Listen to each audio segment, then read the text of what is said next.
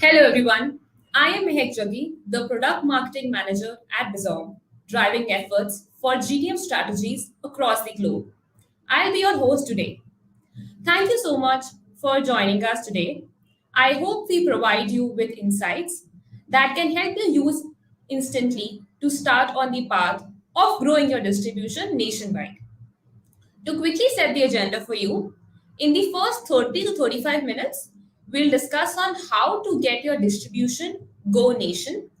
What have you these brands done to become the household names over the years? And how can you make sure that their brands are available at the consumer whenever and wherever they need? And in the next 15 to 20 minutes, we will open the floor for you to ask your questions in the chat box through the webinar, and we can also take them at the end of the session. So, before jumping to the discussion, let me introduce you to our esteemed speakers I have with me today to shine some light on the topic. So, firstly, we have Ankur Goel, the founding member and COO at Epigamia, a brand which is contemporary traditional dairy with Greek yogurts and artisanal curds and shakes. Ankur brings a decade of expertise to the front row. Ankur's impact on Epigamia's success is a testament to his visionary leadership. It is great to have you, Ankur. Thank you so much for joining today. Thanks, Mac, and hello everyone. Glad to be here and looking forward to the discussion. So next, we have Nikhil Doda, the co-founder and COO at Lahori Zira, driving it to become a top non-cola beverage brand since 2017.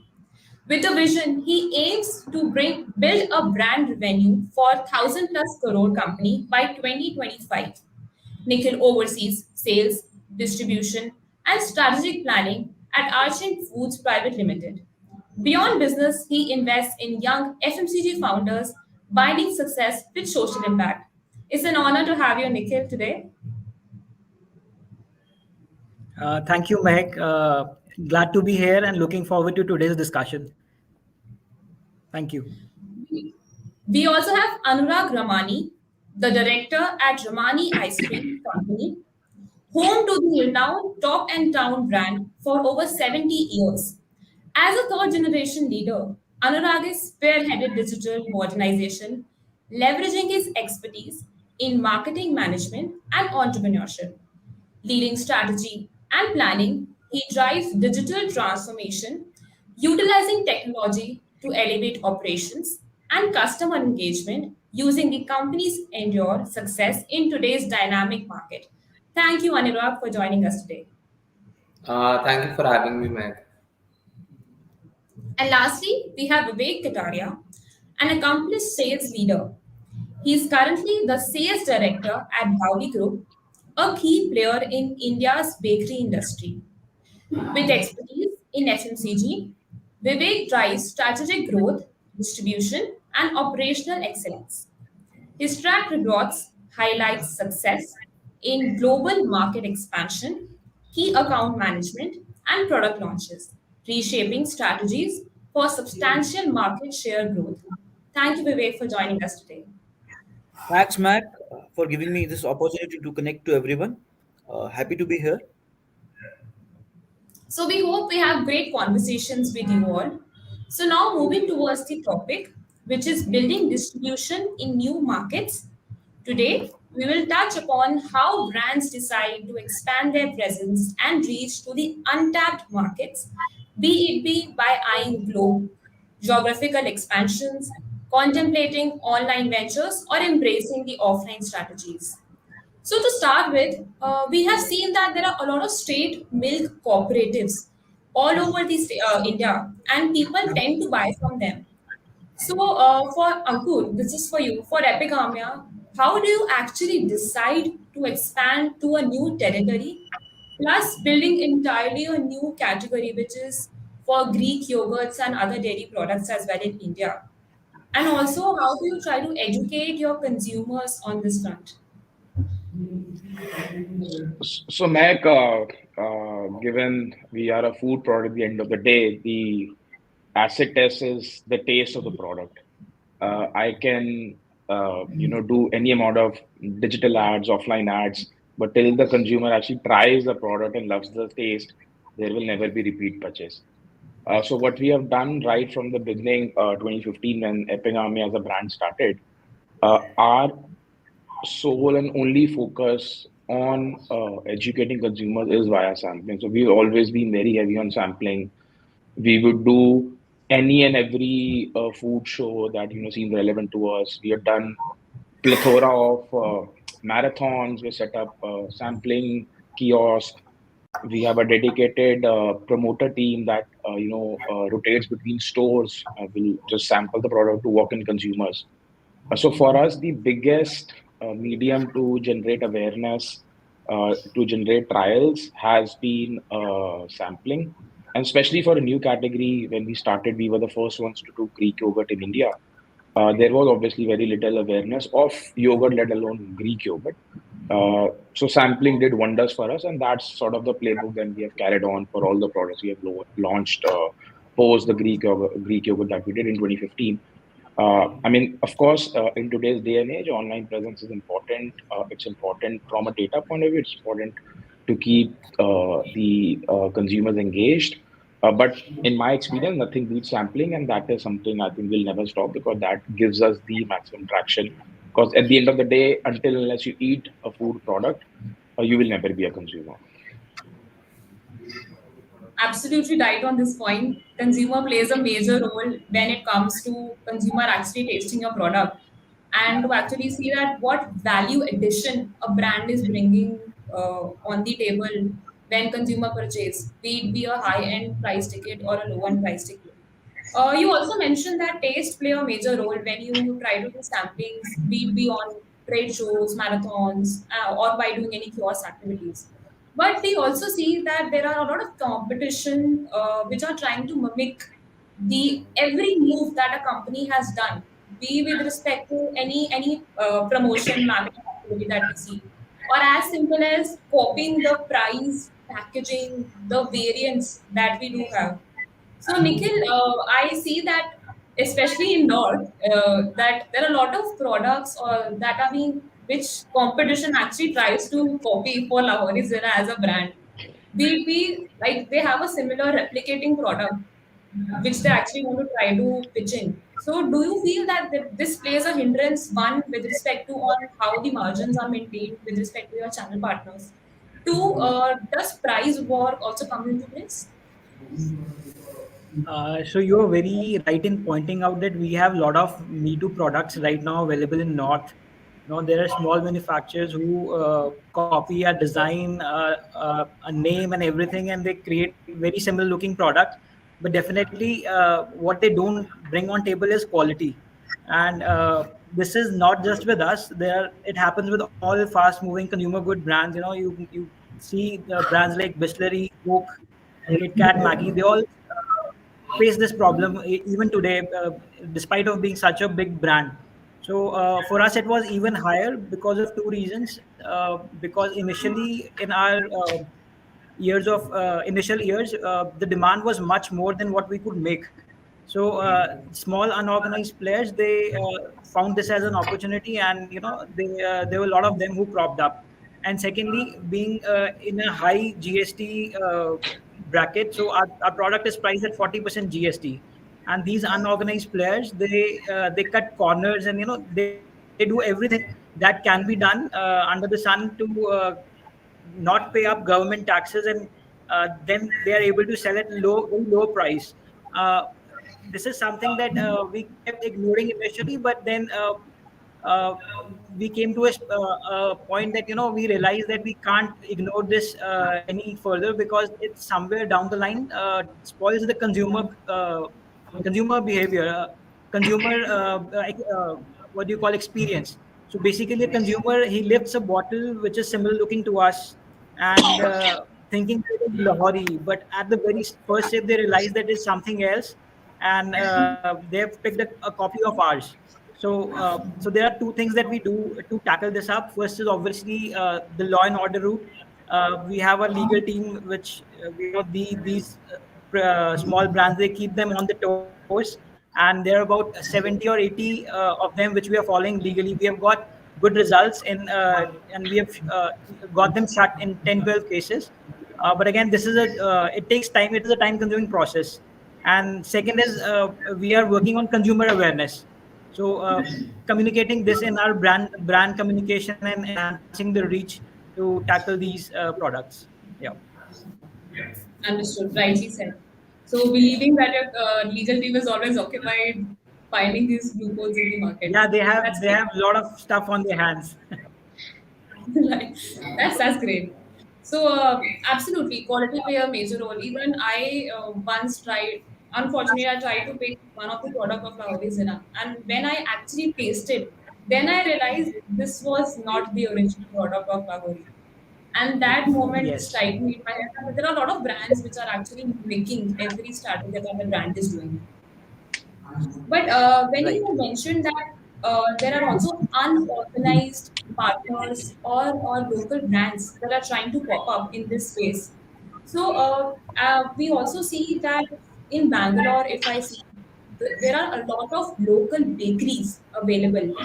And for Bauli, Vivek, if you could help us understand this piece, that as Bangalore is one of the top cities to have a lot of local bakes, very unorganized sector, as we say. So, do you feel that penetration into these areas, because Bauli as a group is very strong in South and West as a region? So, do you feel that because I also see when I just recall my past, my parents used to go to some local bakeries and they used to buy these local products from these breads, biscuits, and so on.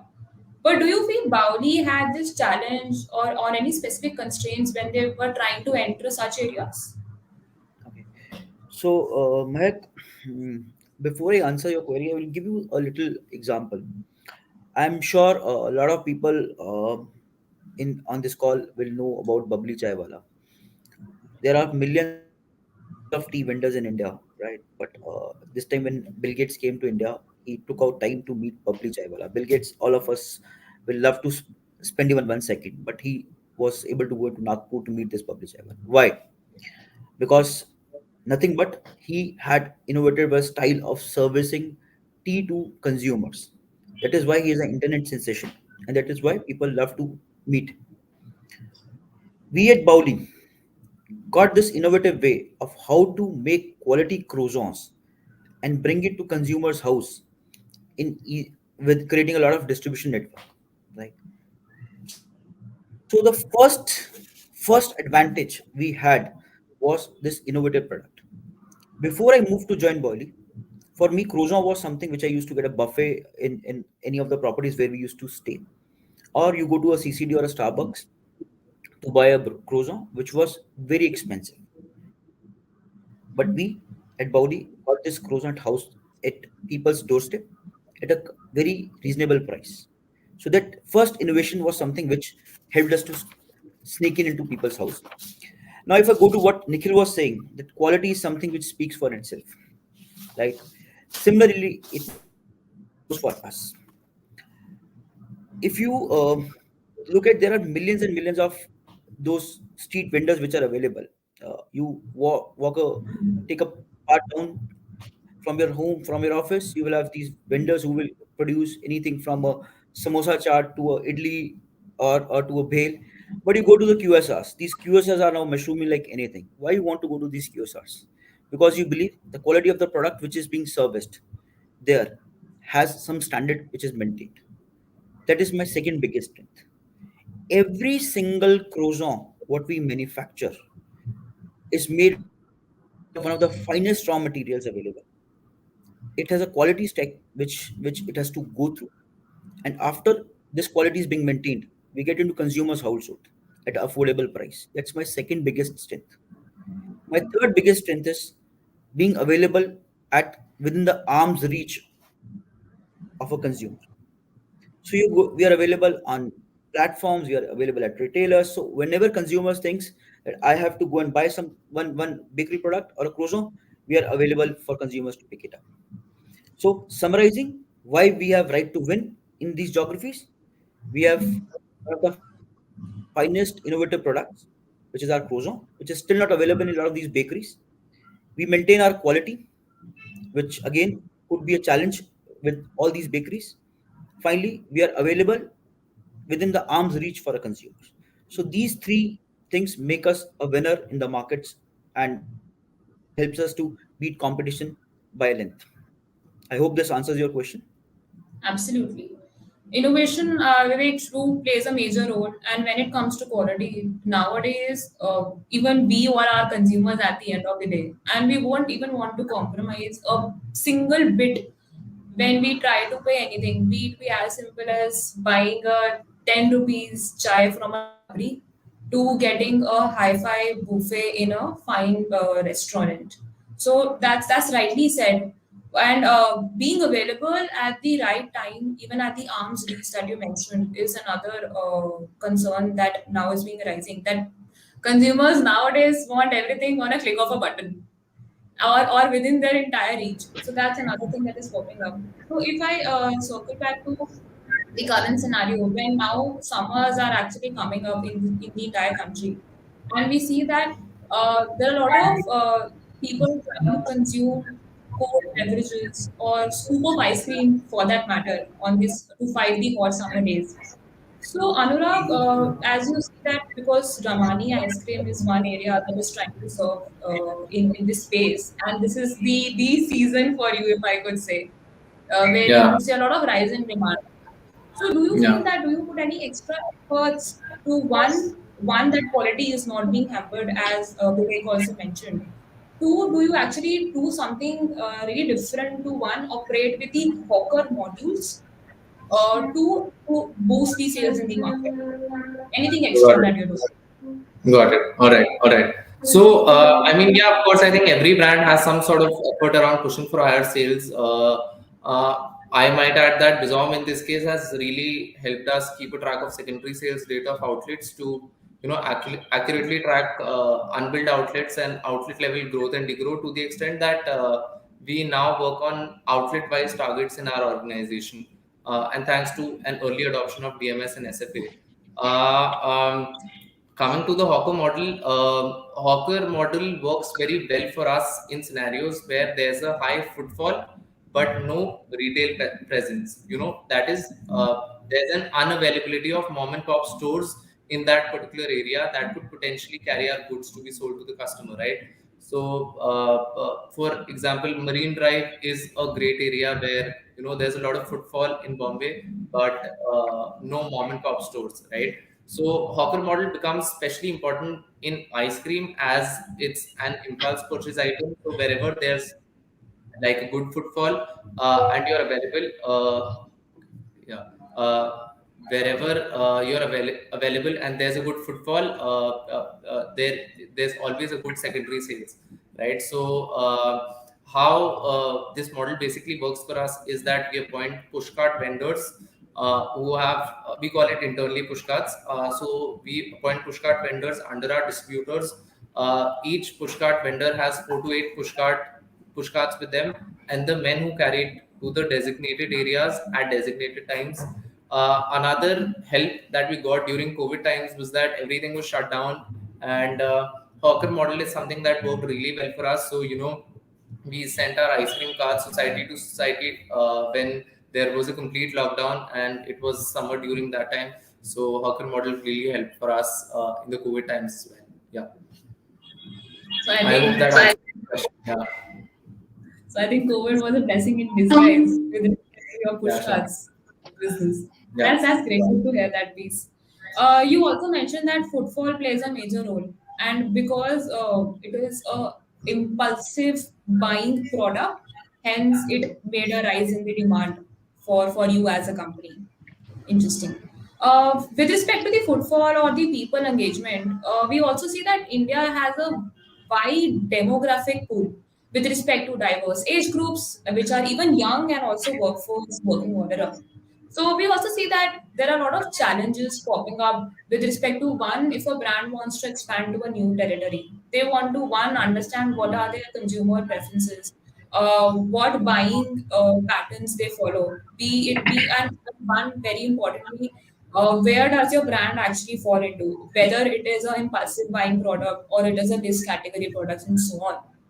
So Vivek, while you are entering the new markets, and I also see Bauli as a group are one as a plan trying to expand into north and west regions of India. So while you are trying to do so in the company, so what roles do you feel demographic plays in the regional expansion and in decision making? Mehak, we all keep using Google Maps these days, right? Why are we using Google Maps? Because it helps us to reach our destination with a respectable pace and with minimal effort. Demographic and other allied data is a Google Map kind of stuff for any FMCG company. They give you idea which where is the category, which geographies you have to play, which channels you have to do, and what kind of channel partners you need to build up, and what is the where is your investment which should go to to ensure that you can connect with your TG in those geographies, right? I will give you two examples from my journey with Bauli, where demographics helped us to build our distribution network or take decisions which were in line with the geography where we wanted to play. The first was why we entered south and east of the business. A, because the category set is sitting is in those geographies. Luckily, if I look at demographic of these two geographies, specifically south, a lot of young generation and and kids who are primarily our target audience is in these geographies, right? So, basis this demographic and other allied data, we decided that we wanted to go to south and east and build our distribution there. So, this is first help we used with these data. I will give you another data. Contrary to the belief that a north market is a non-egg veg market, primarily egg and chickens, what works there, whereas veg is not something which works there. We found it altogether different. 60 to 65% of the north market is pure veg market. And basis the data, we decided to bring croissant which was without egg, which helped us to gain share in these markets, get placed at retailers which had reservations of putting it across because we had egg in it. So, basis this, we were able to build our distribution in North metro markets. So, this is how any demographic data or any other data helps you to guide your strategies and make it precise action points which will help you to fasten your growth in these geographies. So that's my learning from my stint with Bowley. I hope I have able to answer your queries, and if you have something else, let me know. Absolutely. This is like great insight for me itself that knowing that India is mainly dominant as a non-egg market or a veg market, if I could say better. And 60 to 65% is a lot. And going the best part that you as a company build croissants which are like vegetarian from that per se. I believe this is like a great entry point and great insight for me as well. But when we decide that we have to actually give our product from one place or rather transfer product from one place to another, we also feel that there are various other challenges also popping up. One is obviously understanding the demographics of what your consumers need at the end of the day, knowing the fact a consumer is a king. But actually transporting or making a product available is another challenge in India with respect to cold chains, if I would say. So Ankur, that one, all your products is one perishable in nature, right? And they need a proper temperature or optimal level of temperature to one to sustain and one to actually flow into the market. So how do you face and handle this for your categories? So, Mac, first of all, I'm like really grateful that coach in India has come a long way in the last 10 years. It's a entirely different ball game to when we started to where we are now. But yes, we pride ourselves on being a premium product and quality is of the utmost importance to us. So we do keep a track right from the product manufacturing to when it's placed in a chiller in a store. The entire journey is tracked live with temperature recording at frequent intervals. We make sure that our warehouses, the warehouses of the distributor partners we work with, they are uh, on par and on point to the kind of temperatures the product needs, to the kind of logistics the product needs, and also the fleet, whether it's the primary or the secondary. So all that is tracked with respect to temperature and location. I mean, for our product, we cannot have any compromise on temperature fluctuations. We want the product to reach as early as possible, but then also it's important that it reaches in the right condition. And even at the stores where we are placed, there are frequent checks. I mean, relationships with the managers at these stores, that the chiller in which the product is placed is also uh, working in the condition that we want it to work. So yes, temperature, of course, is one of the most important factors for us in logistics. But then, as I said, the logistics infrastructure, and we're grateful to the partners we work with, has come along with the last 10 years. And I know Anurag has this problem on a different scale, having us being, we did Oki Poki before we did Epigamia. So I know the pains there, but it's a much, much, much more evolved ecosystem in terms of logistics infrastructure that's available in India now. Absolutely. I get it. I'm good. Sorry. Thank you for highlighting this piece because I see that sometime back I was reading a report where I could see that companies, one who are dealing in this perishability products categories, they feel that there are a lot of returns coming from the market. And because of this, one, it creates a hindrance on their demand or which is being demand and supply. And two, it also hampers their entire revenue gain. So does it was a pain sometime back in Epigamia, or you were very well versed of this challenge?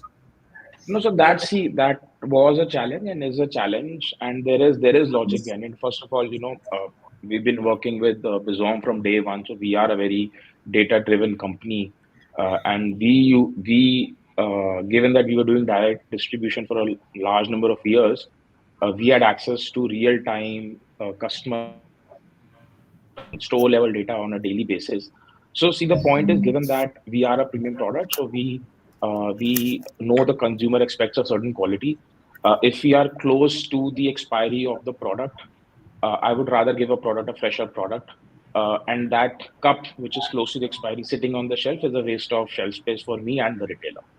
Uh, so we have to be cognizant of the fact that we want the consumers would want a fresher product.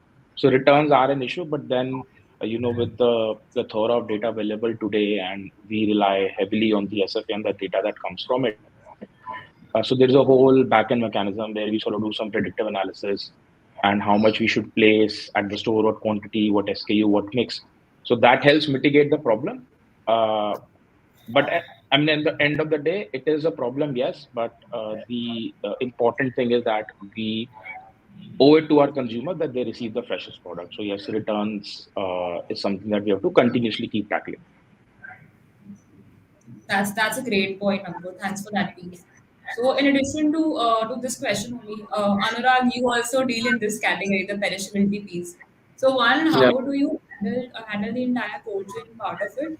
Two, I Yeah. also see that your product, Stop and Down Ice Cream, is also available on quick commerce and other challenges as well. So, how do you handle to integrate with all these pieces? Got it. All right. I mean, ours is not a perishable product like Ankur's, which sounds much more challenging because it has a very limited shelf life. In our case, we have a shelf life of 365 days. It's 365. So I think the only thing is that once an ice cream comes into existence, it has a very high cost for every day that it exists because ice cream in general is a very high fixed cost business. So that is there. Having a proper cold chain infrastructure at all our distributor touch points in terms of storage and in terms of delivery is also something that we really sort of emphasize upon.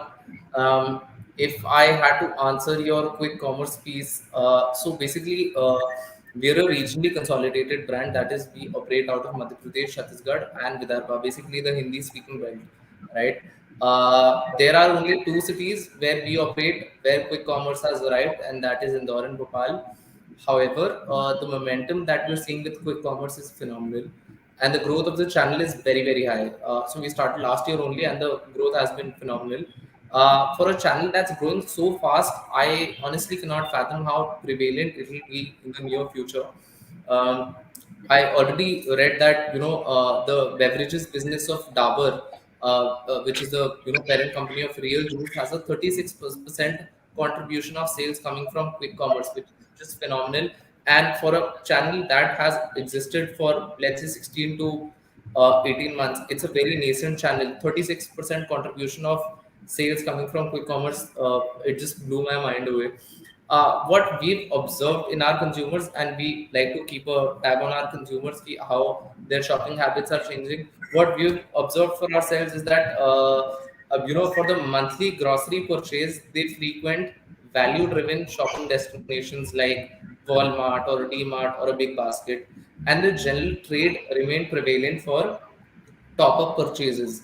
So, it was very hard to challenge general trade historically because despite the prevalence of modern trade, battling the convenience of general trade was very, very hard, right? They were just everywhere. The magic of quick commerce turned out to be the convenience. It's a pure delta for experience. So, yeah, I mean, I think the prevalence of quick commerce will only grow in our category as well. Yeah. Right. Absolutely right. Thanks, Anurag, for highlighting that piece. But we also see that the quick commerce is still emerging in India. Sorry?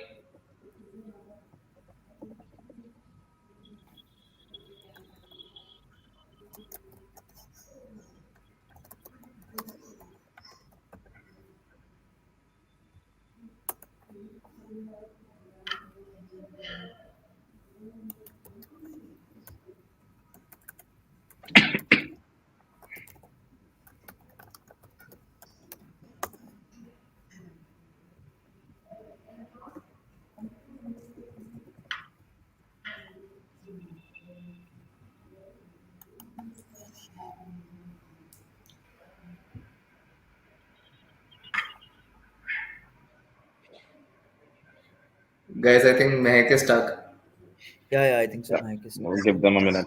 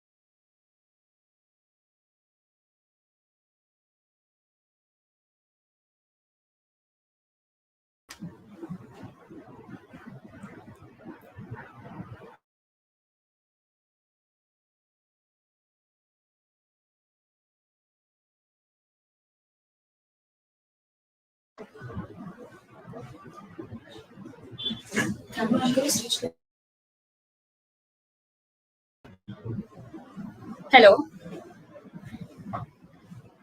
Hi. Can you hear me? Yes, we can hear you. Yeah, apologies. There was some network issue at our end. Yeah. I hope everybody can hear us. Vivek, Nikhil, Ankur, Anurag. Yeah, loud and clear.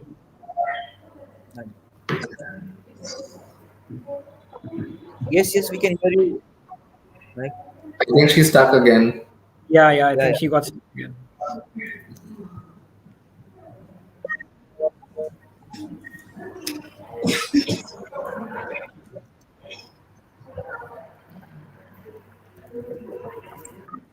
Yes. So, firstly, thank you, Anurag, for mentioning the piece on how you are integrating with the quick commerce and how are you maintaining the temperature levels for your ice cream as a brand. So, but I also see that quick commerce is still emerging in India, and India is majorly a kirana-led market. With over, I see over 50, 70 to 80%, there are mom and pop stores or brick and mortars available, stores available in the market. So there are also challenges that which arise from the market, and this is what we also see various brands facing. That there are challenges like beats which are not being followed, or as simple as that your salesperson are not able to cover all the outlets which is being designated to them, and it is a major concern. So Nikhil, for you in Lahori, do you feel that covering these beats is a challenge?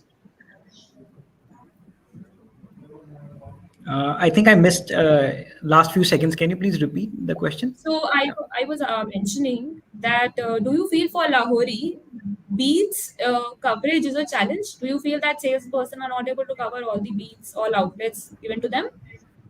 So yes, you correctly mentioned that India is still a largely GT driven market, and especially for a product like ours, for us, the relevant outlet universe for us is really big because our product it makes sense at all across all stores like A category store, urban stores, rural stores, pawn shops, kirana shops. So the outlet base is too big, and covering the entire universe with your own sales team is like a bit of a challenge. You are largely dependent on wholesale driven self working distributors also to cover that universe and to make the inner leads. But yes, with Bizome, what it brought to the table was that we were able to uh, garner at least 35-40% sales in last 1 year, the secondary sales. So the beat, the beat thing is a challenge, but again, I think Bizome has played an instrumental role, and which has helped us to manage KPIs that our team follows at ground level. Stuff like on location calls and unbilled outlets, productive calls. So it's a journey. I would say it's a journey, and it takes time to be there. We are still learning, and things will the reach will grow every day as we proceed further. Yeah. That's good to hear. Even I like the point that you mentioned on call locations On location. Yeah, that yeah, right. that your sales rep is using when they actually go to the market, and that this also gives a clarity that one, your salesperson is actually going into market and not marking bogus calls on their Right, SFA application. right, So right. that's a great piece that companies are nowadays doing. So now that we see that once all beats are covered, so one thing this is ensured that all our outlets are being captured, one with respect to any activities that you as brand do, or making sure that whatever demand is coming. But we also see that one thing piece entire ball game is to make your product available and getting the demand. Another ball game is to make sure your product is visible in the stores with respect to one, you getting a shelf space, two, your product is being visible in the front four of it. So Ankur, for Epigamia, because you also introduced a very different category, and now you are also making sure that you produce protein shakes in the market. So how do you ensure and optimize your placements in these stores? No, so Meg, you correctly said that there are two parts to it. One is having access to the shelf space, and then obviously how do I make use of that shelf space. So on the first part, uh, having access, commanding that shelf space, of course, takes time. So what we did in the beginning, there has to be a dialogue with the retailer, where if our vision is to contemporize traditional dairy, bring more value add to dairy, how does it translate for the retailer? Does he earn more absolute rupee value per cup that he sells of a Greek yogurt versus a regular curd, right? So that is what you need to make the retailer understand first of all, so that you get that access to shelf space. Then obviously after that point, over time, it's your product, your service frequency to the retailer and the consumer that will build your command on the shelf space. Now, Once we have that shelf space, how do I make use of it? Now, this is where again data plays a very vital role. No matter how much command I can have in a retail store, the retail store has a limited amount of shelf space that it can give to a brand. So I need to ensure that the correct quantity and the correct mix of SKUs is available. I need to ensure that I move that inventory as quickly as possible for the retailer so that I keep getting access to the shelf space. And this, of course, is done all through data. Coming to the beverages, the 25-gram protein milkshake that we have launched. Uh, so now the advantage with that versus the Greek yogurt, for example, it's not a product that needs to be transported or stored chilled. It can take ambient temperatures and of course can be consumed chilled. So then I'm not limited by just the chiller space in the store. But then over years, with any product that you enter a store with, you will build a resonance on the brand name also, not just the specific product. So of course, getting a turbo, the protein milkshake plays was much faster than Epigamia because Epigamia did command a certain value within that respective store. But the advantage with the beverage is that I can place it within the chiller also and outside the chiller also. So I mean, both products have their pros and cons, but again, main point being you need to first find a way to gain access to the space in the store, whether it's chilled section or the ambient section. And once you have it, how do you over time make the most optimal use of it where you win and the retailer wins? Absolutely, that's a great point. That how are you trying to maintain to get a space in the market? And kudos for your protein shake that you have recently launched. By the way, it tastes Thank you. great. And Thank you. true data is a major thing that plays in the market with respect to getting insights how our products are actually performing, what quantities are required, which is a little loophole area, and how you are trying to balance the quantity as well as the mix available in the market with respect to the categories that you're trying to offer. So Nikhil, we hear that for Lahori Zira, you want to become a non-cola beverage brand, wherein you want to clock around 1,000 crores plus as a company. So, do you feel that, as Ankur also mentioned this piece, that getting a space is a concern, and once you get a space, you actually service your products or you bring that value on the table for the retailers as well, so that they actually keep your product in the stores. But we also see that there are a lot of mammoths present in India with respect to the Pepsis and the Cokes of the world. So how are you trying to reach that path and become as big as them to become 1,000 crore plus company? So basically, 1,000 is not a limit for us. It's just a number that we foresee in near future, and we are planning to build that. I believe that if you have the product that consumers love, and we are lucky to be in a country like India where the consumer base is massive, so 1.4 billion people of population. No number is too big if you have a product when it is affordable. When you talk about us, so you have a product that is affordable, you have a big consumer base, and we're lucky to have found the hero product that consumers that has a strong garnered strong consumer love and great traction from the market.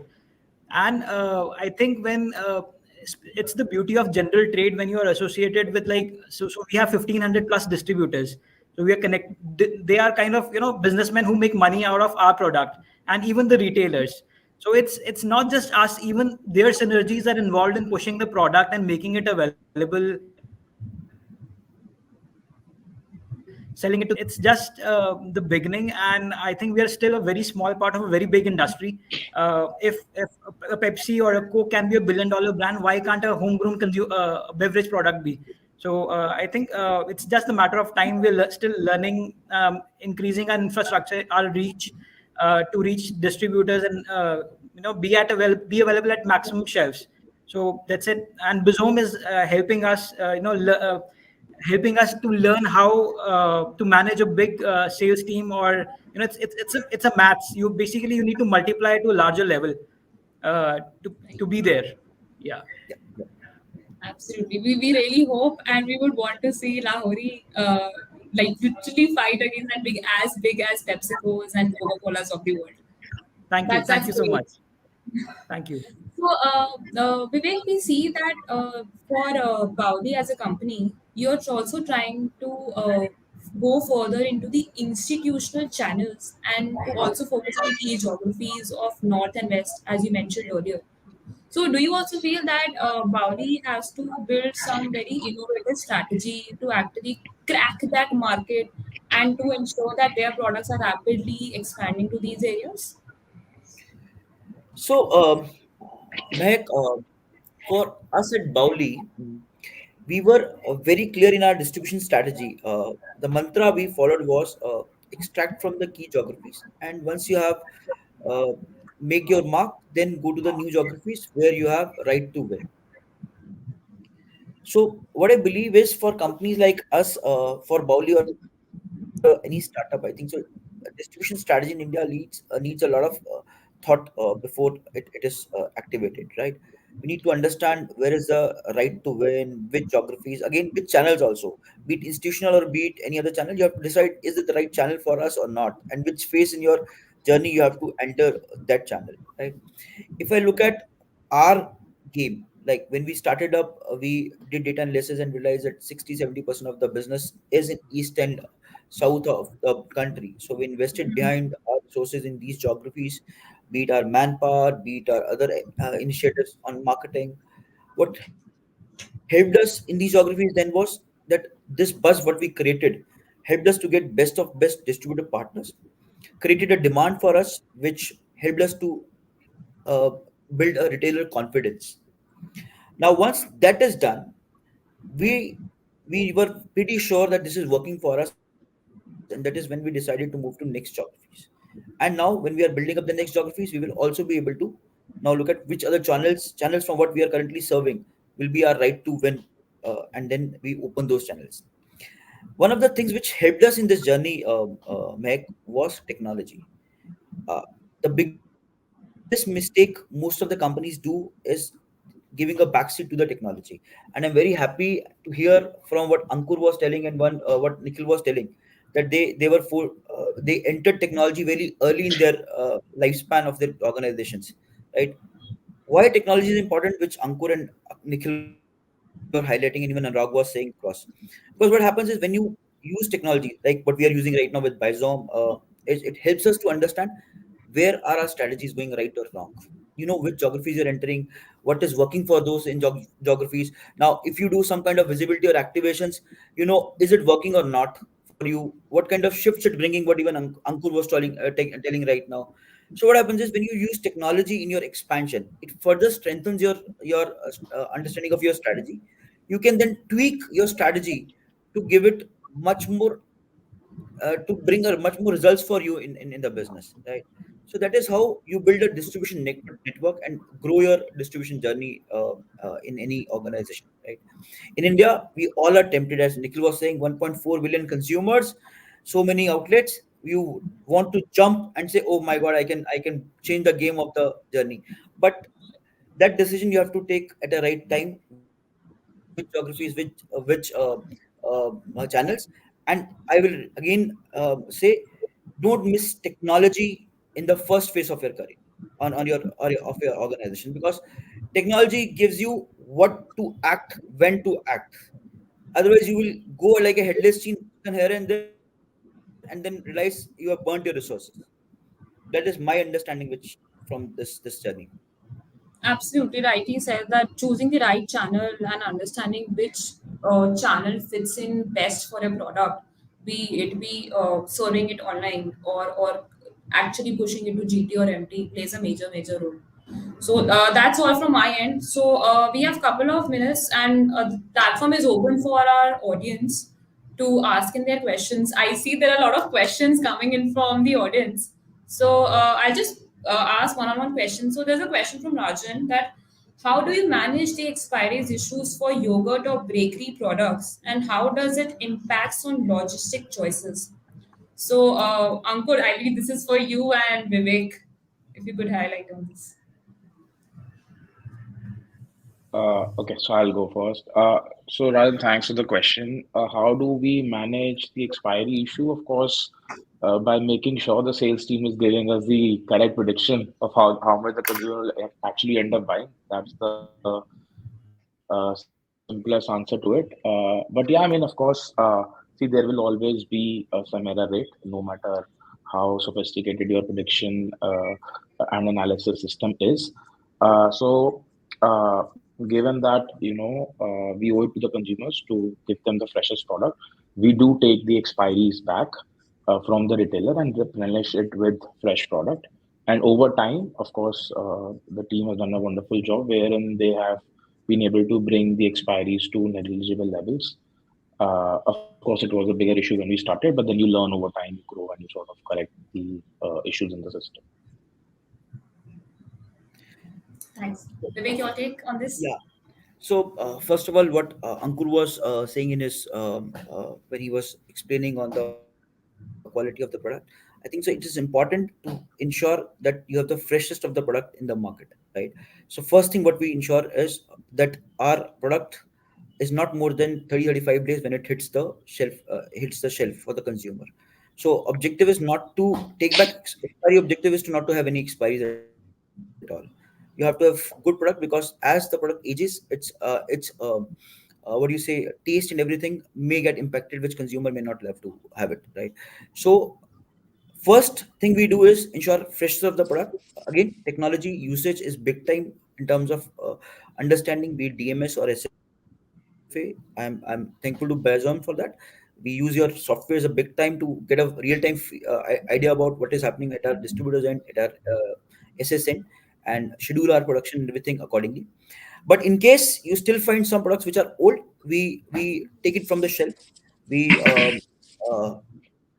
replace it with fresh product, and we ensure that consumer gets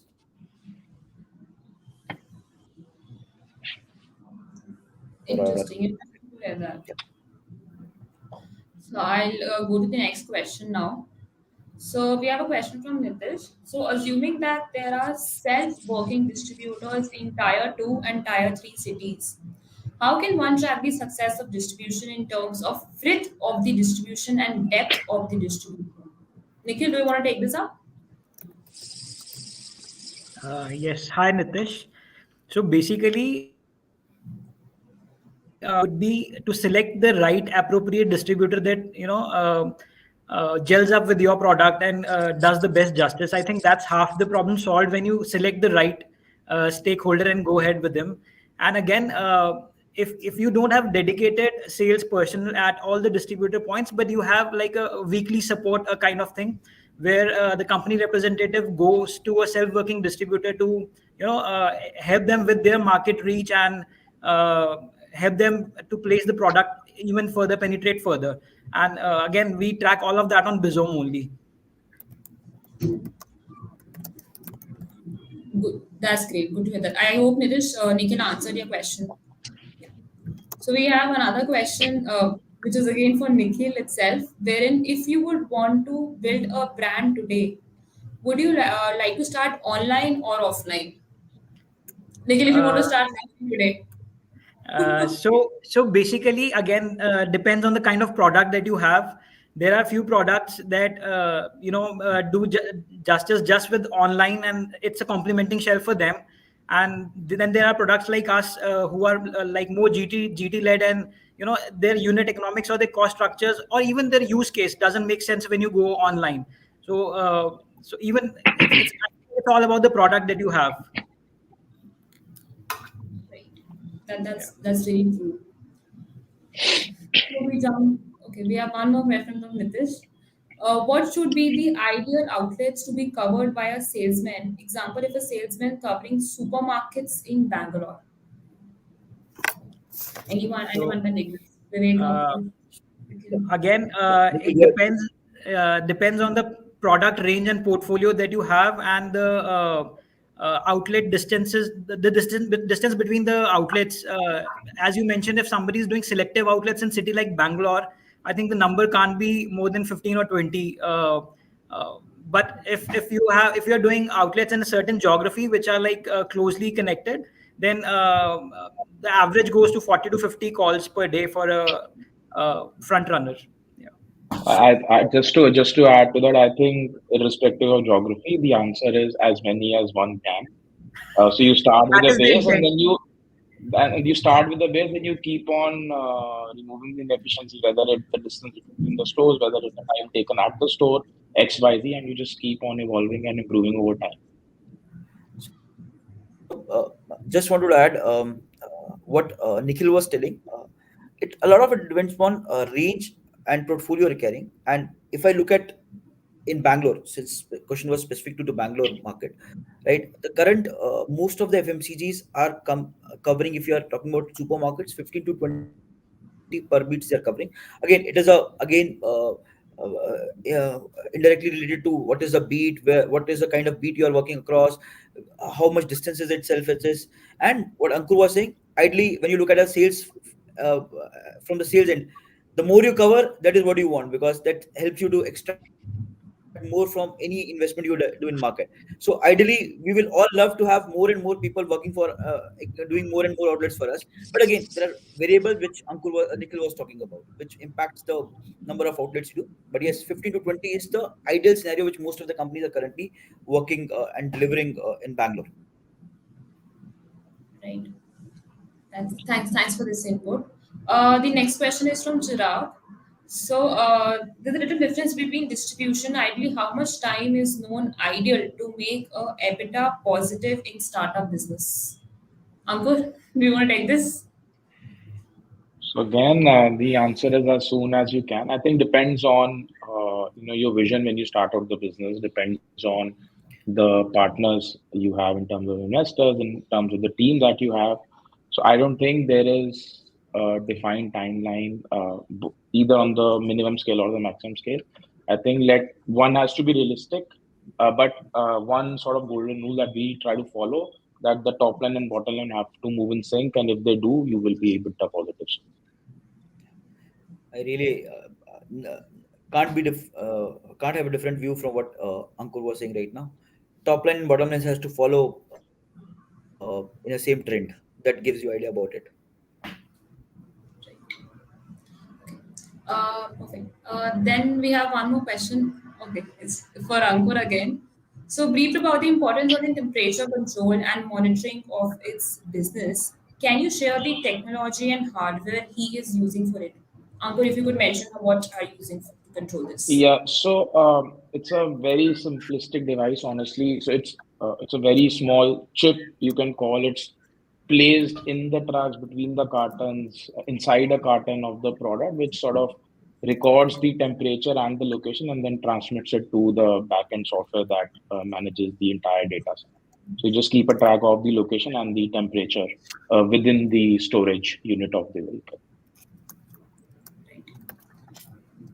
Okay. One more question we have. Salesforce automation also made sales execution team vulnerable, which reduced their interest to use the HST at POS. How can you engage distribution team to use technology preferably to get data? So any one of you can I, Vivek. I think the easiest way to do it is you show what value it adds, how it makes their life easier. Once they see the benefits, they'll buy into it. Interesting. So I believe this is so far good. We have a lot of questions funding in, but due to respect of time, so I believe this we are good with that. So if you have any other questions or want to understand how Epigamia, Bauli, Ramani, and Lahori is trying to automate their entire route to market processes, you can reach out to us at www.bizom.com, and we can our experts can help you out with understanding how to optimize this entire piece. So we also if you have other questions, you can feel to drop in, maybe post that. I'll connect with the speakers separately to answer them in brief. So it was great to have you, Nikhil, Vivek, and Ankur and Anurag. I seems he was had a hard stop, so he left. It was great interacting with you all today, and thank you so much for wonderful insights. Personally, it was a lot of takeaways from to me itself by understanding how we are trying to build great brands in the company. Personally, I do consume your products, so thank you so much for bringing in to market and be consuming all this. Thank you, the audience, for joining in. It was great to interact with you. Hoping to see you in another upcoming webinars. Thank you. Thank you so much. Thanks everyone. Thanks, Mike. Thank you. And Nikhil, Vivek, and Anurag, great meeting you guys. Thanks. We'll Thanks. catch up Likewise, sir, soon. likewise. Looking forward to stay connected. Thank you. Yeah. Absolutely. Thank Thanks. you, Bye. guys. Thank you.